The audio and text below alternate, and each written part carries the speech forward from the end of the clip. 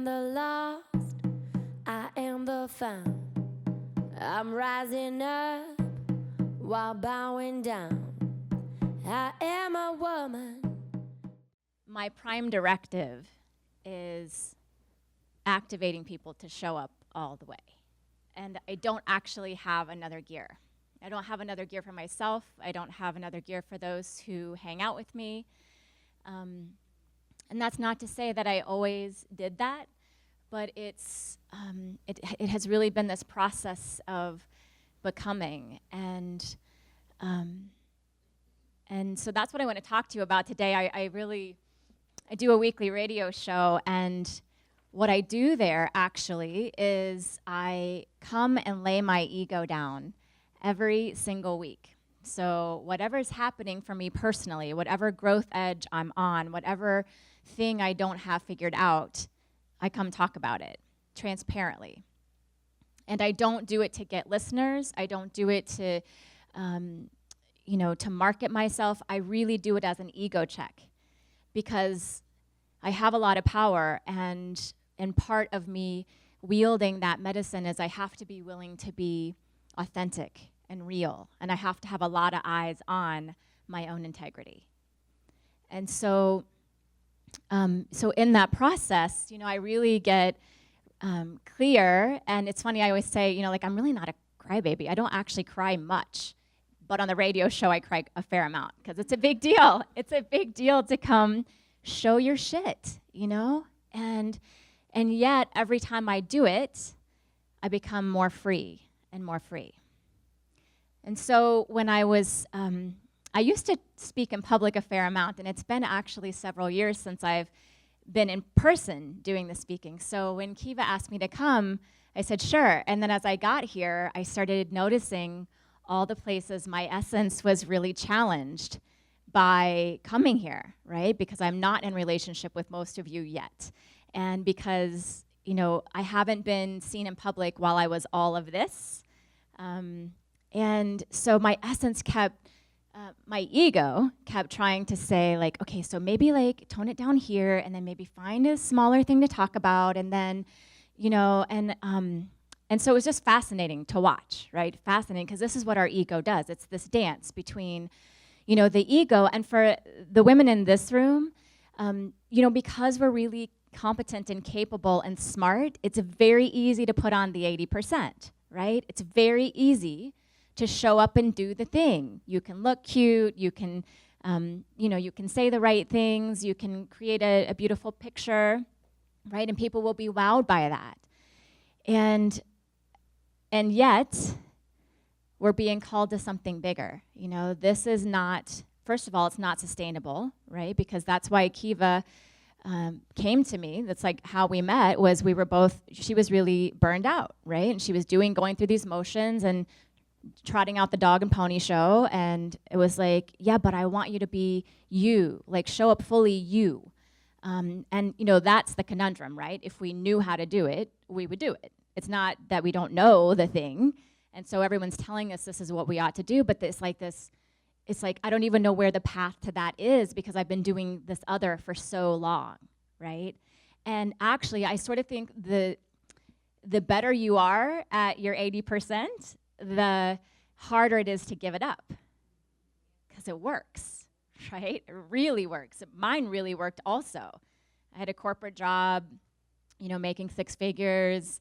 I could phone it in all day long and impress the heck out of everybody, And even when I started doing this work, I'm a better coach than most people. I'm, a better energy reader than most people. So it's tempting every step of the way to call it a day and just be yeah, I think I'm pretty good, And so one of the foundations that works for my ego and my essence is the idea of being undone, right? So your ego is always wanting to attach to wherever you are, now I'm complete. Now I did the thing. Now this certification, or I got this thing, or I had a 6-figure year. Now I'm handled, And what I find is it's almost like the opposite of that. The more success you have, the more willing you need to be to come undone. And what undone looks like is, I don't know, right?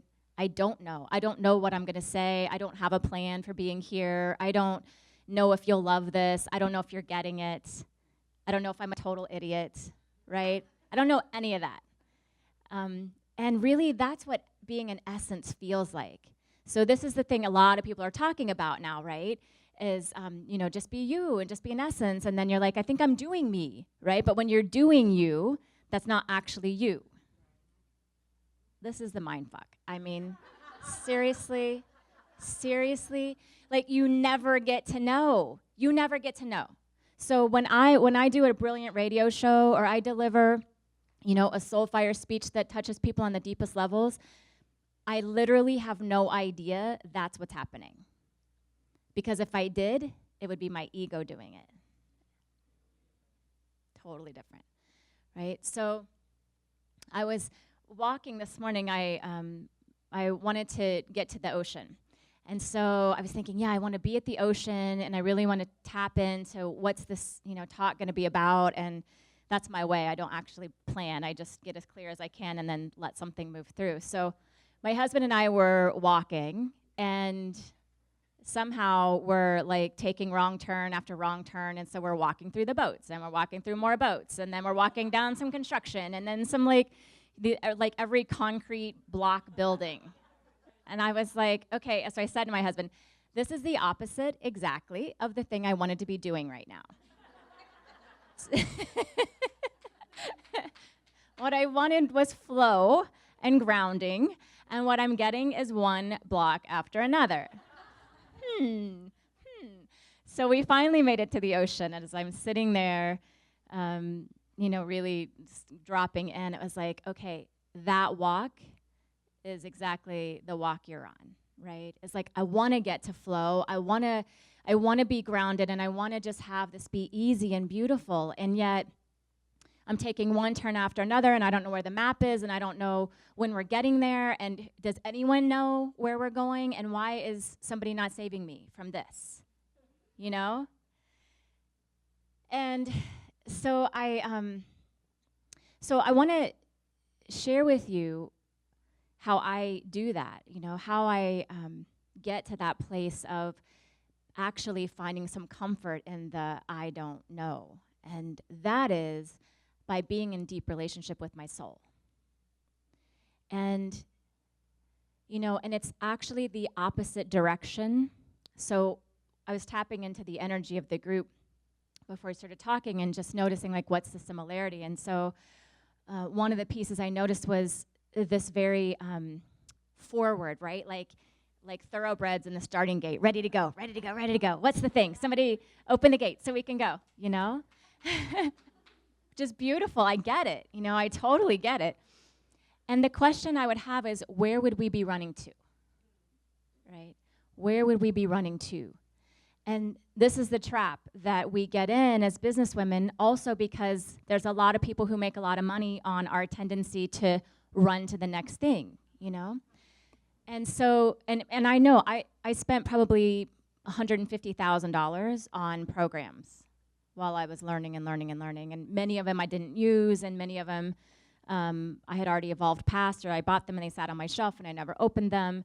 And then I would just beat myself up, like, I must need another course to teach me how to open the courses that I buy that I never open, right? I know no one can relate to that, right?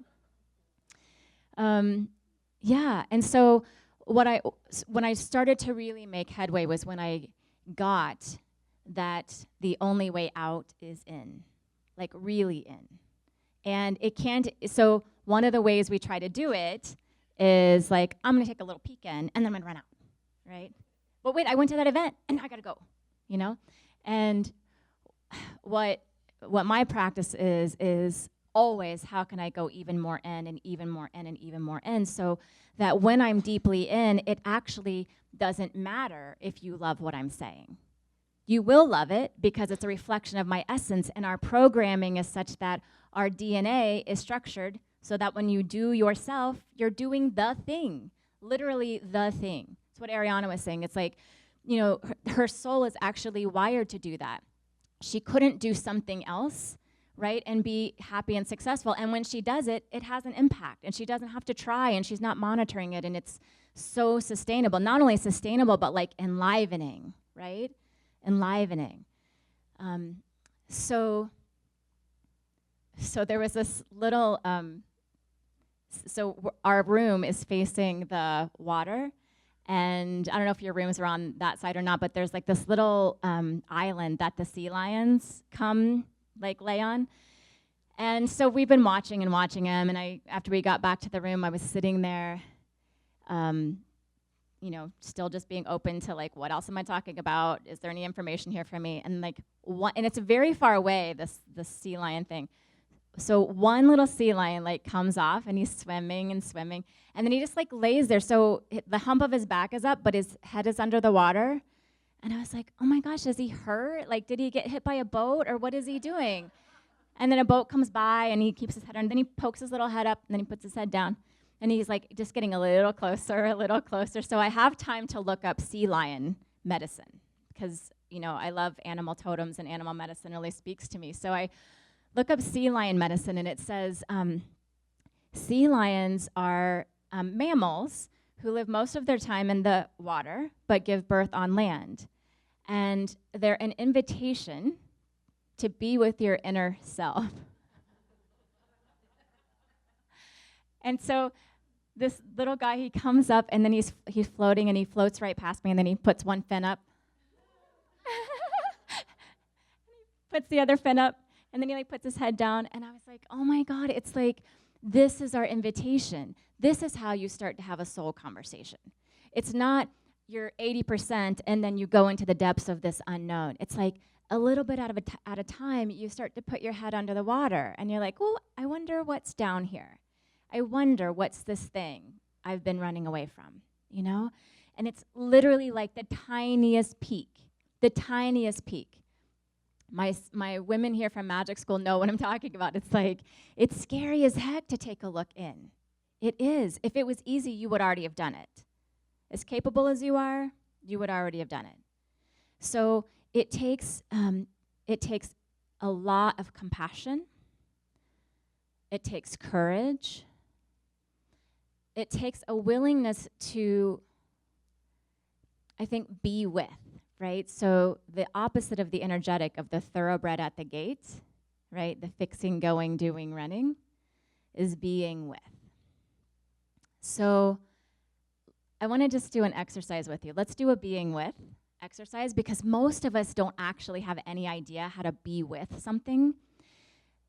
So being with is the opposite of mind. It's the opposite of thinking or knowing or tracking. It's like you can't even know you don't know, It's actually just an experience. It's an experience. So what I would like to invite you into is to think about where you are with your business right now, right? So where you are with your business, what it is you're desiring to create. And I'd actually invite you to get to the piece that feels sticky.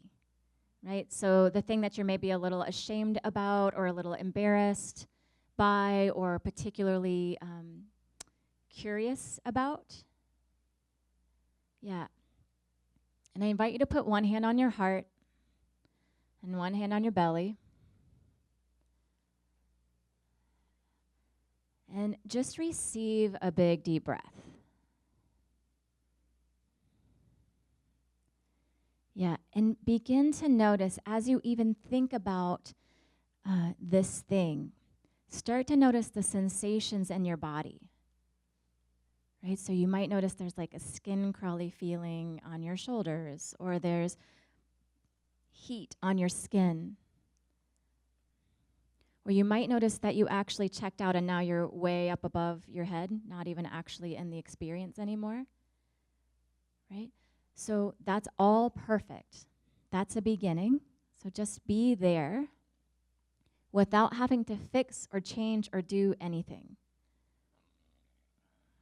Yep. And then imagine that you could actually pull up a stool at the feet of this feeling. and allow it to teach you something. If it had something to say to you, I wonder what that would be.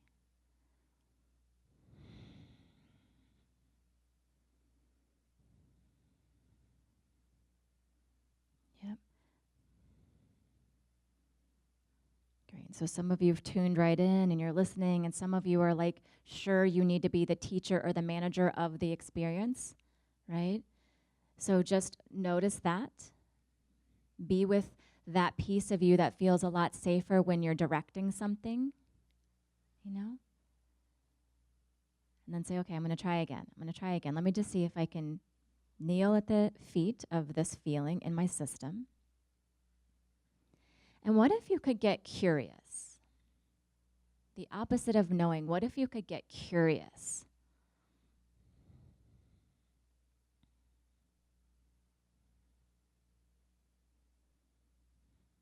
Mm-hmm.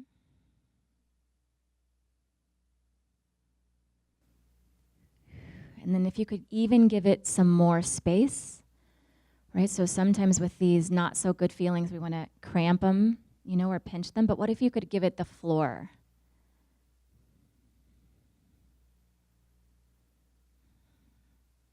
Mm-hmm. Yeah. Yeah, so there's information there for you. There's information that's teaching you about what is not in integrity here. Yeah, and it's not an integrity like judgment, like you did it wrong or bad, but it's like saying, hey, your soul has something to say here, and you're not listening.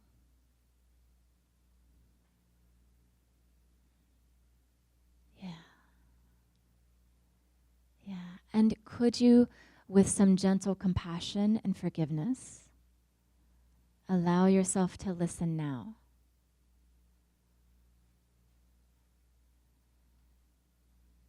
Mm-hmm. Yeah. Mm-hmm.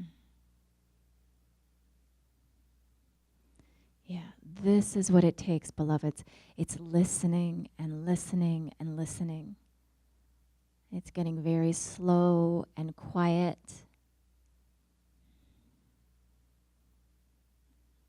I sat by the ocean for about an hour and a half, you know, and I came out of there with like a nugget, you know, a nugget of, oh, it was about the walk.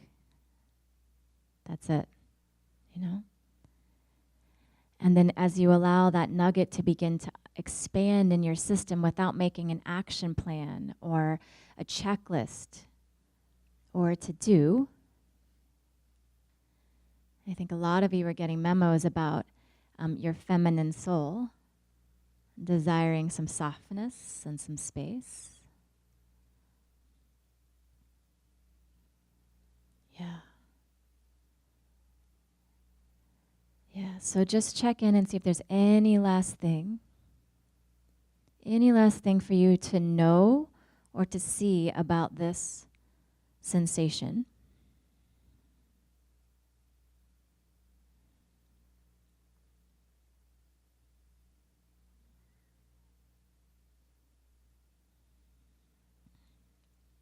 So what you might notice is that actually the sensation has shifted. Just by being with it, you no longer have that skin crawly feeling. You're no longer feeling super hot. Or maybe the sensation is saying, come and talk to me, right? I want to know that you're not going to leave me again.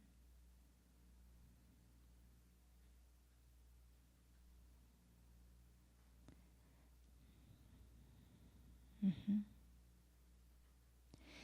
And then my encouragement is that you make some kind of an agreement, but make it from a place of truth, right? So the very masculine way would be, okay, great, I heard you. I'm going to come back on every Tuesday at 5 o'clock, and we'll do another talk, and right?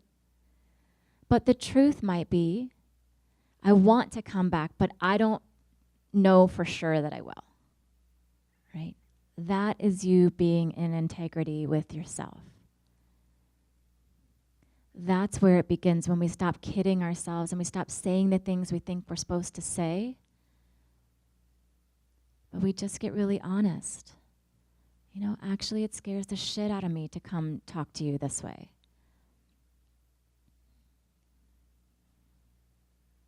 I would need to know more to decide if I was going to come back, or whatever it is for you.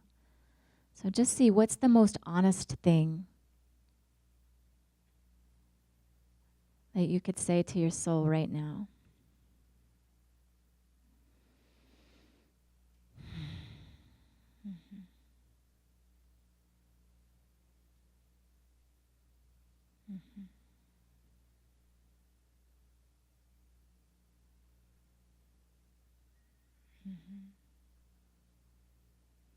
And then what's the most honest thing you would let your soul say to you?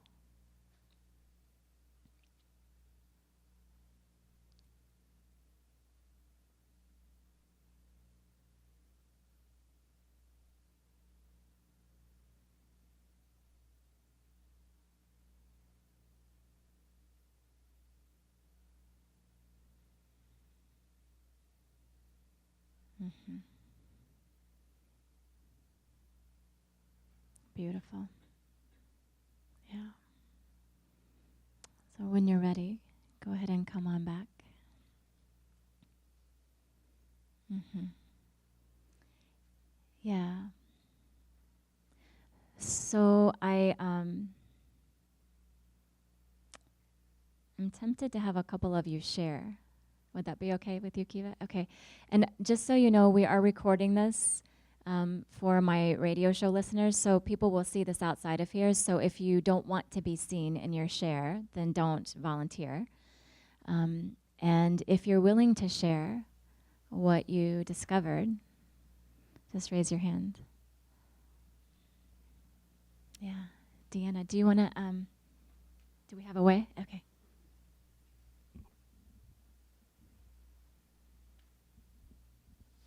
Hi. What I was present to was this gripping, hanging on for dear life, feeling in my occipital ridge and around to my jawline. As I deepened into that, there's this voice that says, why do you leave me? Why do you abandon me? Why aren't you true to me? You know, just like I'm last on the list, and it's my life lesson to be true to myself and, you know, listen to me. And I'm the last I listen to. That soul listening, you know, the deep truth. So I'm left with the why, you know.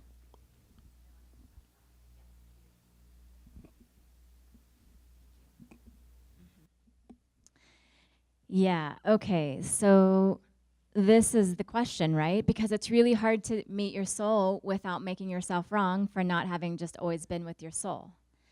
And actually, this is why we come here. We come here to abandon our soul. Everything has gone exactly right up until this moment.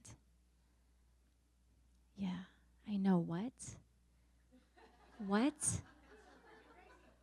I know. Here's how it works. We come here as a soul to have a human experience.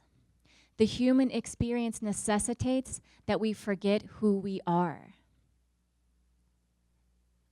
Total amnesia. Soap opera amnesia. Never seen it before. Don't know what it is, don't know where it lives, don't speak the language, right? So we do that, and then we have a whole lifetime of experiences where it's like we're trying to get back. That's why we become so competent. That's why we do all the things, because we're trying to get back to wholeness, right? But we just didn't know the way. We didn't even know what we were searching for most of the time. And then once we started knowing, it was like this chasm where there's no bridge. So we can really, really love ourselves with where we are. It's not about, you should have done this earlier. The question is, how do I begin doing it now? That's the only question ever to answer. And so every piece of yourself that you're finding, every part that you bring back together is giving your soul the experience of contrast, right? So it's only in the forgetting that and the coming home that we get to remember, oh yeah, I'm this vast, immense, infinite light, you know? And I can't know that if I'm not also dark and disconnected and confused and wandering, you know?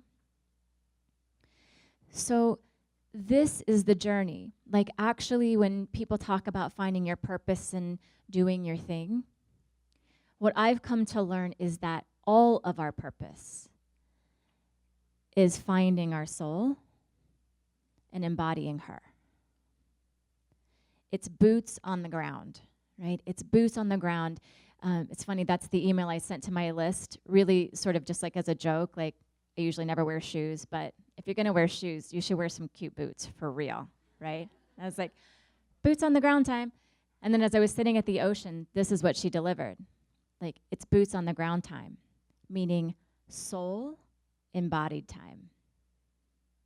This is what we're doing. This is the purpose. If you try to go outside yourself to find your niche or find something cute or find your talent or find the right marketing message or write the right copy, if you try to do that, your ego will separate you from your soul every single time. It's that powerful. Egos are no joke. No joke. This is what we come to play with as a soul.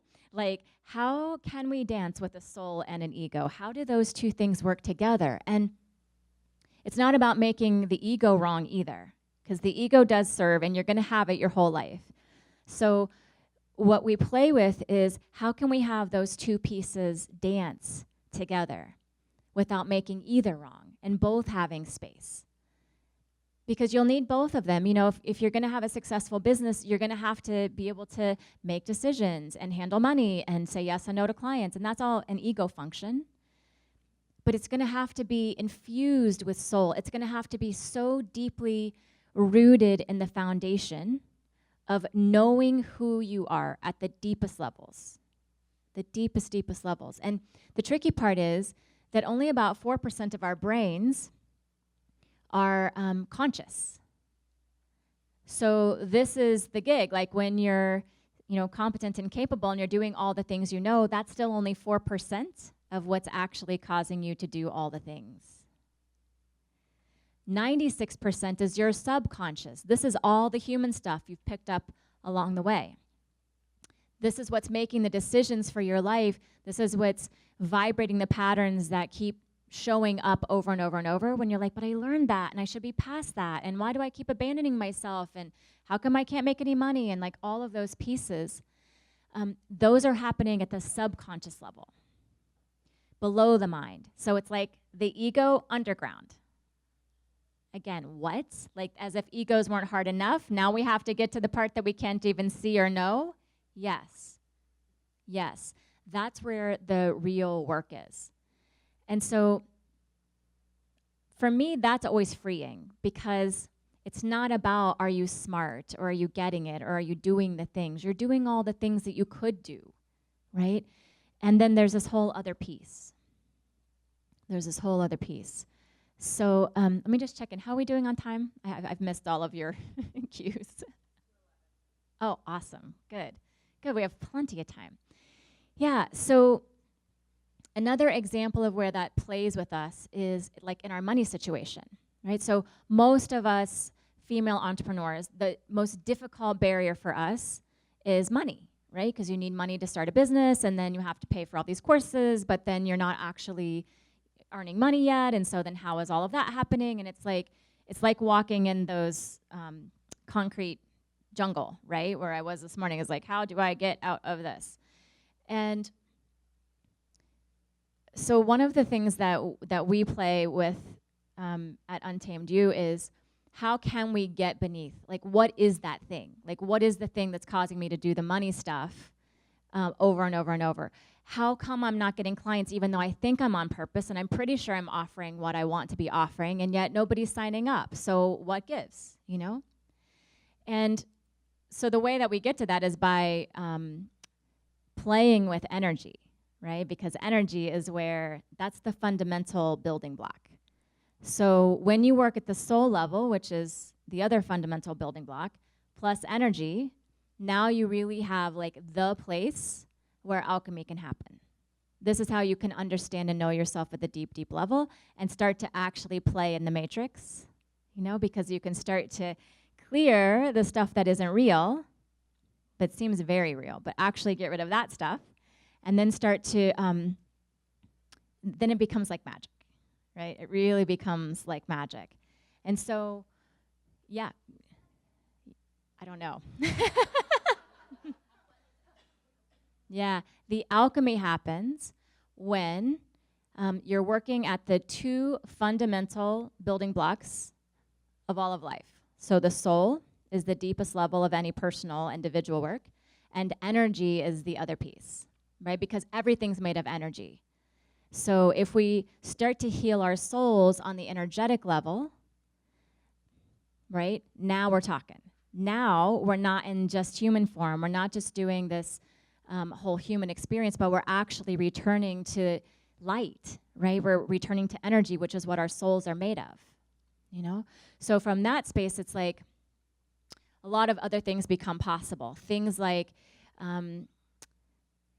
if I want to grow my business and I don't have any clients, then we can look energetically at why is the door closed? Where is it closed? It might be a chakra that's closed. It might be an old story from when you were 5, that one time when you offered something great. Remember when you colored that picture and then you gave it to someone and they hated it, right?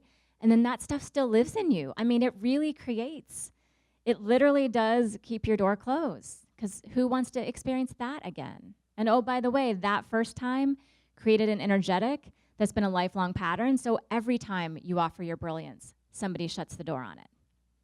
So the reason that you're not getting what you want is not because you're not good or not deserving. I said the other day, I was saying, you know, if the universe could be driven crazy, it would be driven crazy by this idea of divine timing, which is such a spiritual bypass in our community, where it's like, well, I want this thing, but I haven't gotten it yet, and so divine timing, I'm just open to whenever it happens, right? And it's like the universe has its hands out. The universe is an all-time yes to you, an all-time yes to you. It is not playing games with you. Like, I'll give this to her if she learns to trust. If she does it right, I'm going to give it to her. No, the universe wants you to have the things. And the universe is waiting for you to get out of your way so you can have the thing, right? Yeah. And what is in our way? Mostly stuff we don't know. Mostly stuff we don't know. So what we need is a different way to access what is in the way, right? So I'm going to ask a question first, and then I'm going to walk you through an exercise. But I feel like Dana has a question, if you're willing to share it. No? I just love your reactions. I'm so loving your reactions, and I think you would have something that would actually speak for the group if you want to share it. Or a reaction.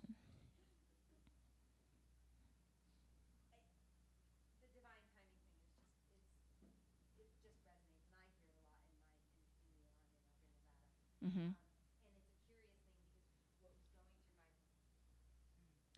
What was going through my mind is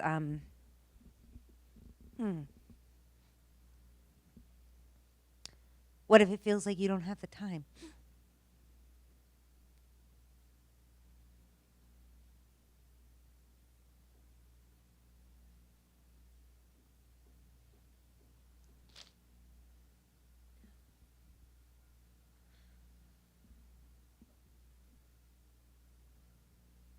To learn the skills to do the thing. So what's your fear? If I don't have the time to learn the skills to do the thing, then my fear is?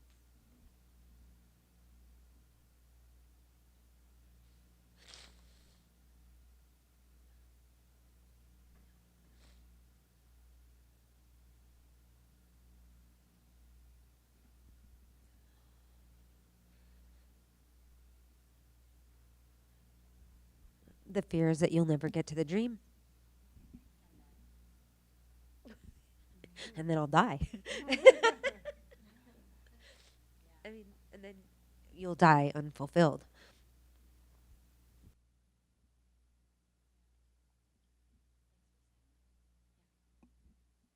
Yeah, so brave. And also, the incarnational wound of every single woman in this room and every single human on the planet, right? It was just in ceremony recently where I was being shown all of these dichotomies that I was still holding in my system, right? And one of them was about dying and living. And I was bringing the pieces of my soul home. And so they all, I don't know, like as many as I could see, who knows, I probably have some more, they all came in. And there was this moment of like, yay, like, oh my God, we're here, it's beautiful. And then I was like, it feels like dying. It actually feels like dying to have all my soul parts home. I thought it would be different, right? And then I was like, lay down and I was like, I didn't come here to die. And I was like, that's exactly why I came here. That's exactly why I came here, to die. Not in the sense of like die at the end, that will happen, but to die every single moment. Every single time I lay my ego down and say, I don't know, I don't have a way, I might never get there. That's where the freedom is, sweetheart. And it's terrifying. It is terrifying every single time. Our egos do not go down without a fight. I do it to myself every single day. I was sharing with Jocelyn that, this is out of my comfort zone, but I'm sharing the video tomorrow. And she's like, well, if it doesn't go well, you can always not post it. I said, well, I know that about myself, so I already sent the email to my list today saying, this is coming out tomorrow. No outs for this ego. No outs, because my ego would come back and have every kind of criticism of why I shouldn't air it and why it's not good, and right? And so when you take away your safety net, then you have to just be real. You have to be real. And actually, the more used to dying you get, the more free you become. Yeah. Yeah. I know. I wish it could be easier. I wish, in a lot of ways, it's like easier to sell you something.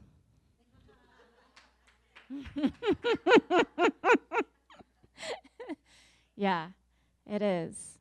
It is. And then there's just truth. And, and we can sell stuff, right? We can sell stuff and we will sell stuff from our essence.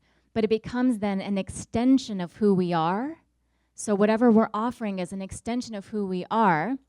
When you hire Ariana, you're hiring Ariana, right? Her essence is the commodity. Her essence is the exchange. So then it's not about what is she charging or what is she worth. Her essence is actually meeting the world. It's that is the thing that people will exchange with, right? It's not about what we say or what we do or if we have cute packaging, Yeah.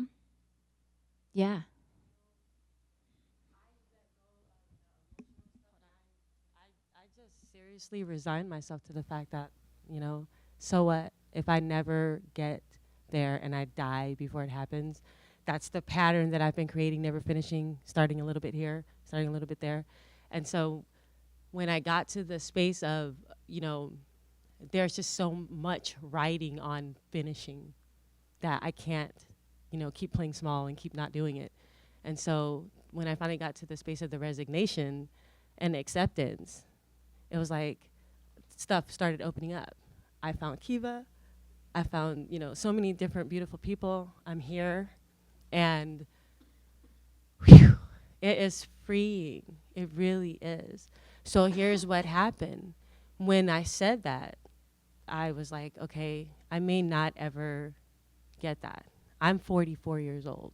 And so why haven't I already made it already? Why haven't I already, with all the skills and all the things that I can possibly do?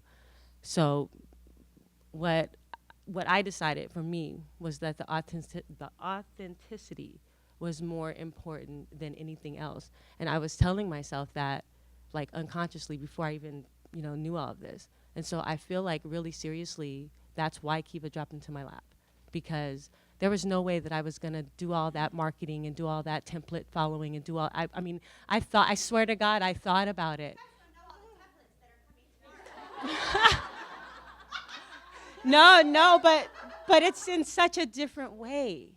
Because it was so frenetic, all that energy behind, if I just do 1,000 of these and 100 of these and 50 of those and 90 blogs and, then I could do it. Then I could get that 6-figure. And then I was like, wait a minute, I'm going to be 90 before it happens. And that's the fear, So for me, the getting my ego out of the way with the resignation, and I gave up. And I was like, there's that small part of me that was like, even though I was giving up on my dream, that little piece was kicking my ass and going, you better not give up. You didn't come this far to do that. Beautiful. Great. So I want to say a couple things about that. The first one is, this is not for you directly, but just in general, I've felt some other people too. So we can't try to give up either, right? So that's tempting. So it can't be a so that. I'm going to die so that my business can succeed, right? Then we're not really dying. And that is the hardest thing. It is the hardest thing, but it really, this practice. So for me, my practice is my process, is my business, is who I am. That's how you bring integrity, right?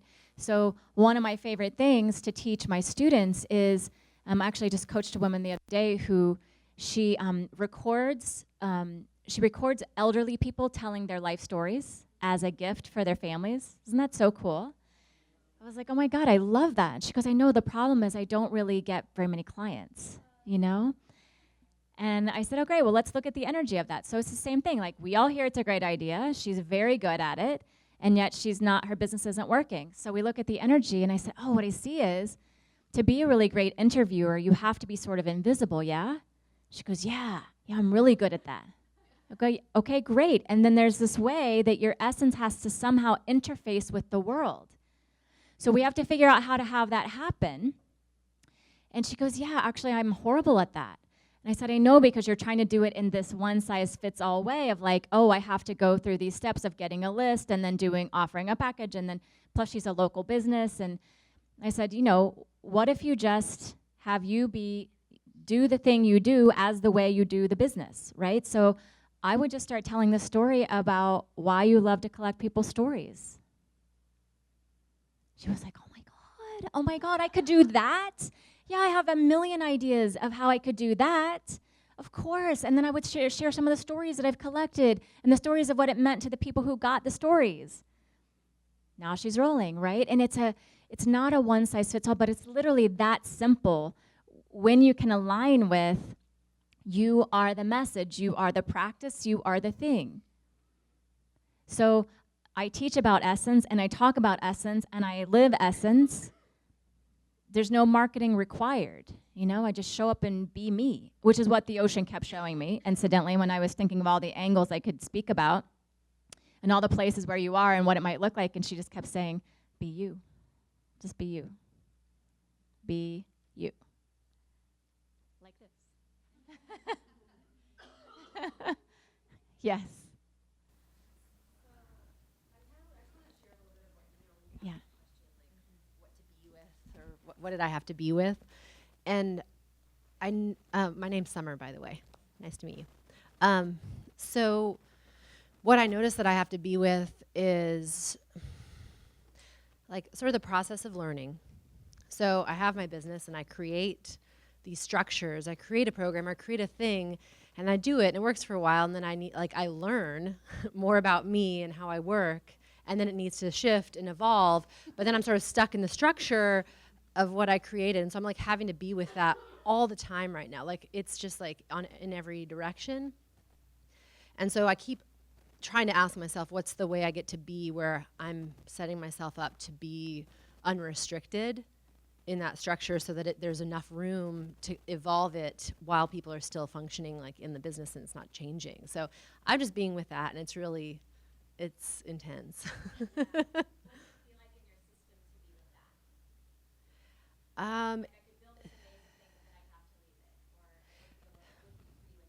Yeah, I mean, there's like this feeling of loyalty that really comes up, of almost being like disloyal to people, from having like made this almost like promise of the structure. Here, I created this thing, here it is. Never mind, I'm gonna change that. And so that's a challenge. You are me, I am you. Yeah, completely. In fact, that's the next thing I wanted to speak about. So, perfect. So here's what I have to share about that. In my experience, wherever there's a misalignment is because there's a piece of that that's part of your work. That thing actually needs to come through your work as part of the transmission. The loyalty to structure, the building something. I don't even know what you teach, but I'm just saying that's a piece of it. So I am actually in that process as well, and I wanted to share that from this earlier question too, this idea of our egos will do this thing where it's like, oh, remember that time I died and I surrendered and then that great thing happened? I totally have that. I totally handled it. And now and then we start to create something, but now we wrap our arms around the new thing. And that happened for me, so I actually had a really unlaunch last year where I offered Magic School for the first time, which is an energy coaching program. It's like a 9-month program. And I was like, okay, I'm not doing any of the things you're supposed to do. So it was a $7,000 program. I didn't have a sales page.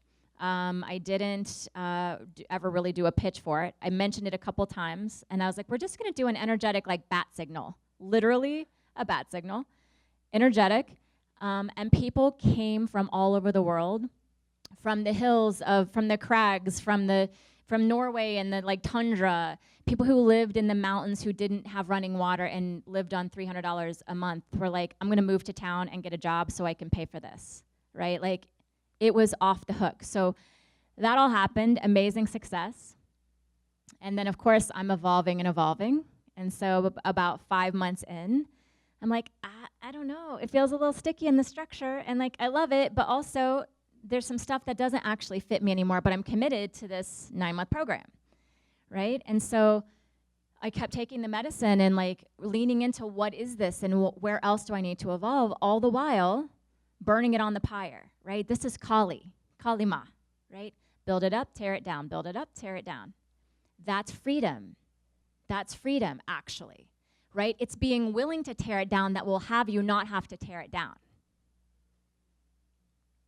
Usually, right? Usually you won't even have to tear it down. So I started talking publicly on the radio with all, these women are also in the audience of the radio show who've paid $7,000 to hear me say that actually I'm not totally in alignment with Magic School and I might have to burn it down and I may never offer it again. Right? And they loved me anyway. They loved me anyway because it's on message. It's on message. It's like, don't get too attached, right? Essence is key. If this is not in alignment with my essence, I'm not doing it anymore, right? And then, out of the blue, I manifested an amazing woman who came to me and said, I adore you, I love your work, and I want to build your business for you. You do your brilliance, and I'll do all this stuff. And I was like, score. Yes, right? So she comes in and she starts building structures, and I start getting really claustrophobic. And we have this whole map of becoming, like here's all the things I'll commit to teaching you and all the paths you could take. And my husband was saying, you do that thing where you get into something and then you're not going to want to stay with it, and then what are these people going to say, right? And so I felt the lack of integrity in my system, and I went back in and I listened. Like, what's out of integrity? Because in the past, I used to feel that perturbance in my system as a problem, like that I was the problem. Why can't I just go along? Why can't I just be okay with things? Why do I always have to see something that needs fixed, right? And now, what I realize is like that's my internal compass speaking to me. And I have a really finely tuned one, so it talks to me a lot.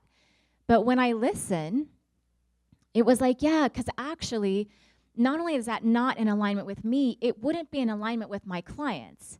Because if they got attached, that now they have this path of becoming, and if they didn't get all the things, then they're somehow not whole, then I've immediately taken them out of their power, so the whole thing was a farce anyway. Do you know what I mean? Yeah, you're getting it. Yeah. So we just start talking about the thing within the thing. I would say we just go meta on that shit, right? Let's go meta with it. So we go meta, and we're like, what is this really about, and how can we start speaking to it? So we say so what I said to the woman who's building my business is, a fundamental piece is I have to be sovereign within this system. I have to be sovereign within the system. That's in my business, and it's also in life, right? No attachments. I have to be free to move as spirit calls, which doesn't mean I'm not going to have I employ a lot of people now, and I have a lot of students, and there's a big exchange, $500,000 a year business right now as it stands. So, it wouldn't be small if I walked away, and also I could walk away. And what does that allow me to do? That's the dying, right? Then I get to show up and be big because I'm not encumbered. That's the freedom. That's the freedom. One more piece.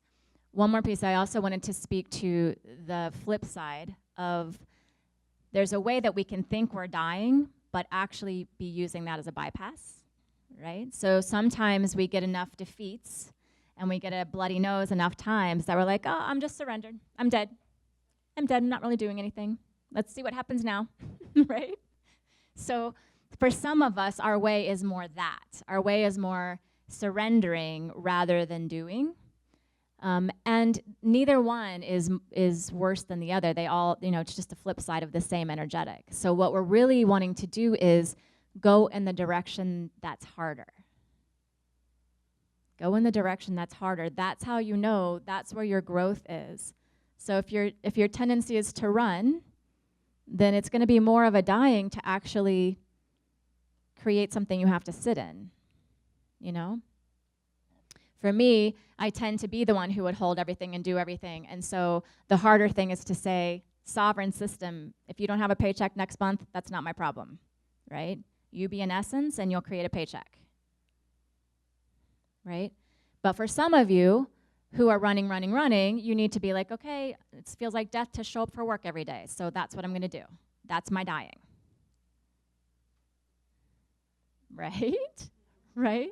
And it's tricky. Yeah, it's tricky. Do you want to say something? Yeah. I definitely am a runner and ran physically. I'm definitely a runner. And so, like running for 35 years. And so I have 2 kids and I'm pregnant again. Everybody. And that made me sit. And that was really painful. That was really painful to sit and be in a relationship. I really wanted to run away from this person that I'm with right now a lot. And I've just been sitting with him. Things are slowly progressing and getting better. But yeah, I'm definitely a runner. And it's hard to sit. Yeah, sure. Yeah, okay. Yeah, so let me just feel into that with you for a second. Yeah, I can feel it. So I get curious when you're running. What do you run from?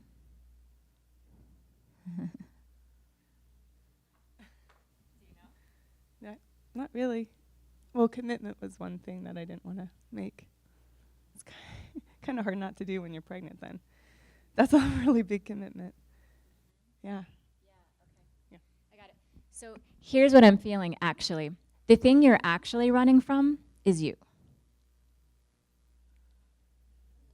Right? she's almost getting me. I gotta go, right? I gotta create something outside of here. So there's a way that even when you're sitting and committed, you're still divorced from yourself, right? So it's like I'm staying for him and I don't even really like him, or I'm staying for the kids, all of that. But like the invitation, the dying would be, what if you could be committed to yourself? Like, what if you stopped outrunning her? Just even, you might start by just slowing down a little bit. Do you know what I'm talking about? What happens in you when I say that?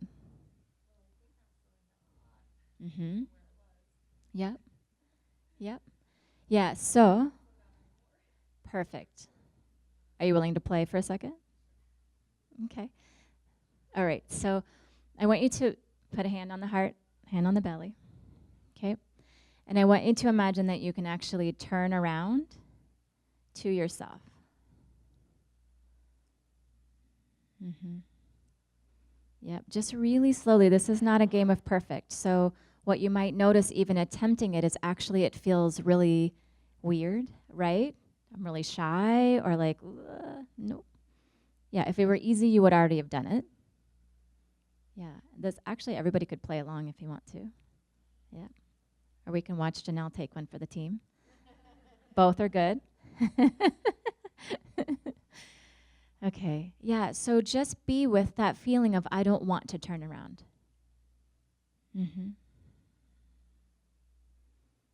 Yep, and actually give yourself permission, almost like you could crouch over and just be like, I am never turning around. I'm never, never, never, never, never going to do it. Nobody can make me. Mm-hmm. Yep. And you might notice as you're doing that, just feel the space behind your back between you and your soul. You feel that chasm between the two of you? Mm-hmm. Yeah. Yeah, and so just notice that. Just notice it. It might feel comfortable. It might feel a little scary. It might be some of both. Yeah. Yeah, that's what makes your heart pitter-patter. Do you get that?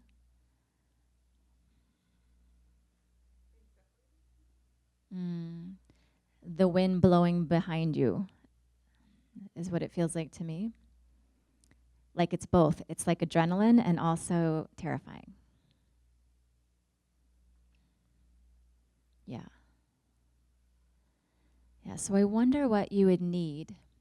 What kind of safety could we give your system so that it would feel safe to actually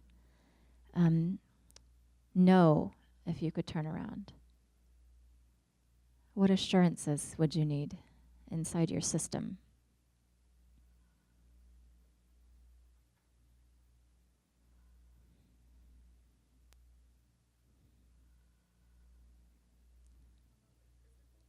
Yeah, it could be anything. It's just a construct, but it's how energy moves.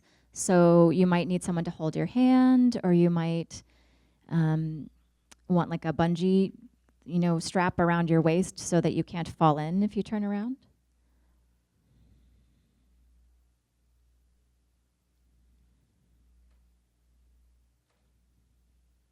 Mm-hmm. What do you notice?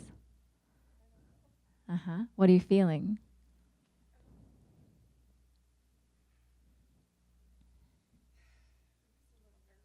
Mm-hmm.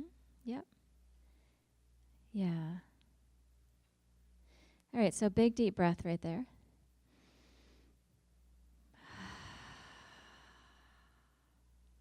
Yep. What's the most honest thing you could say to your soul right here? There you go. Say it again. I don't want to see you. Yeah. I don't want to see you. Mm-hmm. Yep. There you go. Yeah. Mm-hmm. Yeah. Can you feel how she's not offended by that? Mm-hmm.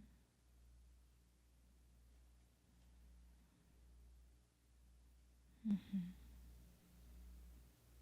Yep, you're safe. Big deep breath.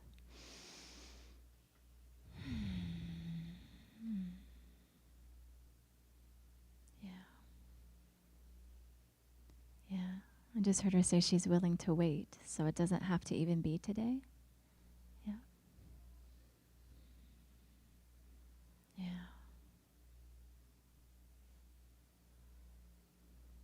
Mm-hmm. I'm just going to smooth some energy for you, okay?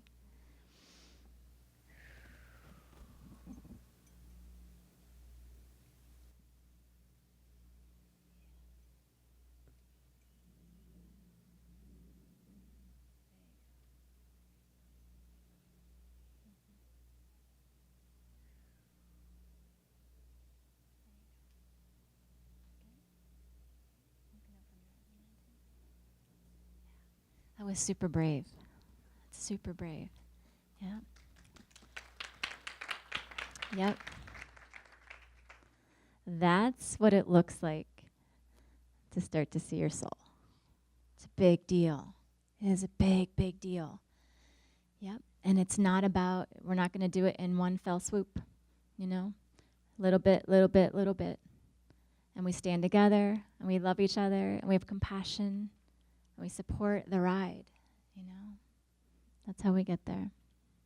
Yeah. Thank you. So, let's talk about support, you know?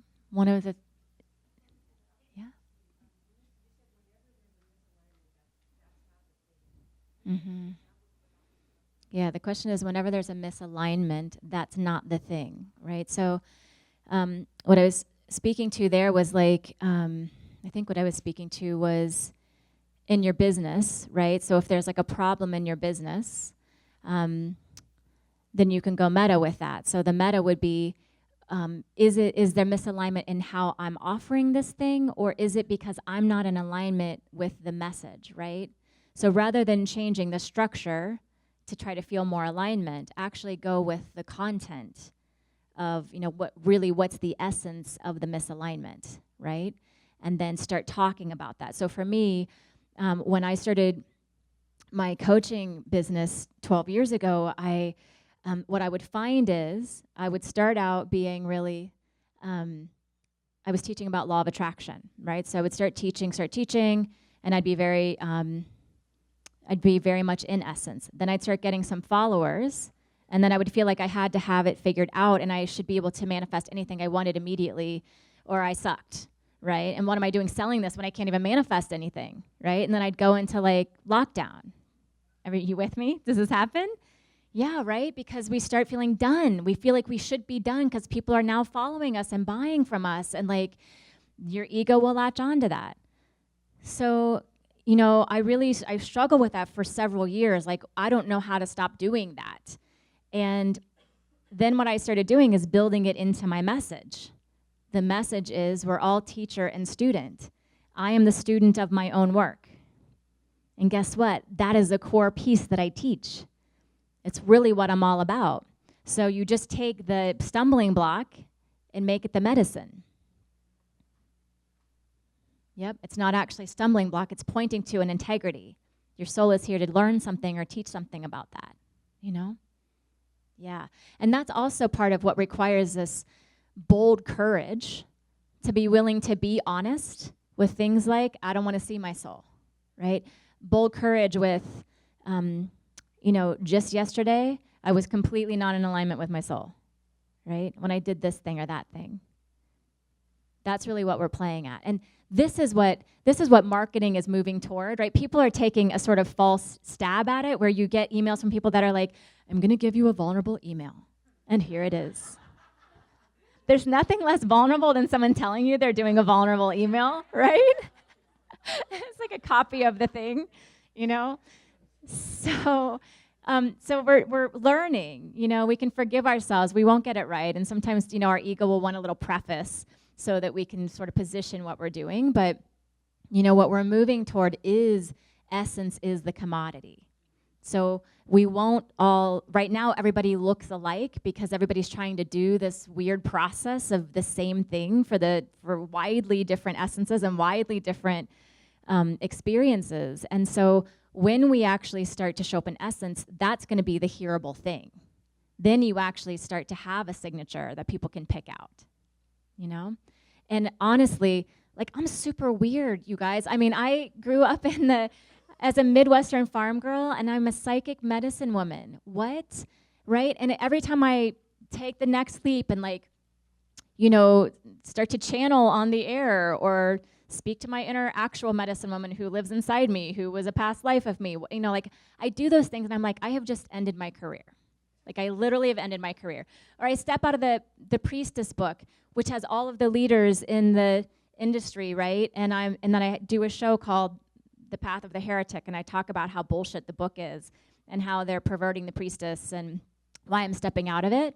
I'm like, I have completely sabotaged. I will not get one joint venture partner the rest of my life, right? And people love that. That's what they most love about me, as it turns out, right? But I'm not doing it for that. If I did, there'd be a slight different energetic that would make it completely off, right? So I really just have to tell the truth, and I just have to be who I am, letting go completely, dying to. This might be the last show, and really, people might never love me again. Here you go.